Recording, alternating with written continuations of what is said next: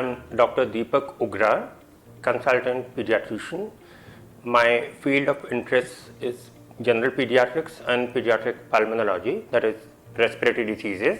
And I am with Lilavati Hospital and Research Center. This is my 20th year here. So I would like to say something about one of the commonest problems that we see in our day-to-day OPD, and that is recurrent cough. So many children visit, almost more than 50% of our total OPD these days is children coming with recurrent cough. The common causes are basically allergy and recurrent viral infection.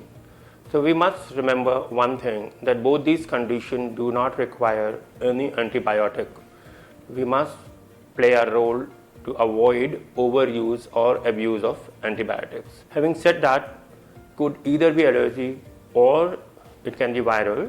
We need to know whether the cough is basically due to the lesion in the upper airway, that is in my throat, or in the nose, or in lower airway, that is the chest, because the treatment of these two conditions is different.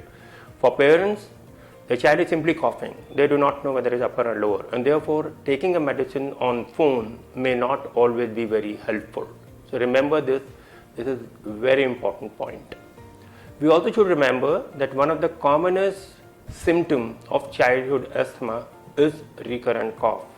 So any child who is getting cough very often is triggered by having some cold drink or artificial food flavor, or is triggered at the change of the season. We must keep the possibility of asthma in our mind, and we must consult a pediatrician at earliest to go in right direction of the treatment. If all in place and if the child is not improving, I would suggest to please look at the vitamin D status of the child. It is very important because vitamin D, if low, can cause recurrent respiratory infection and allergy, and it is important to correct the deficiency to get a good control on recurrent cough. Finally, especially amongst the adolescent children, it is very important to diagnose habit cough.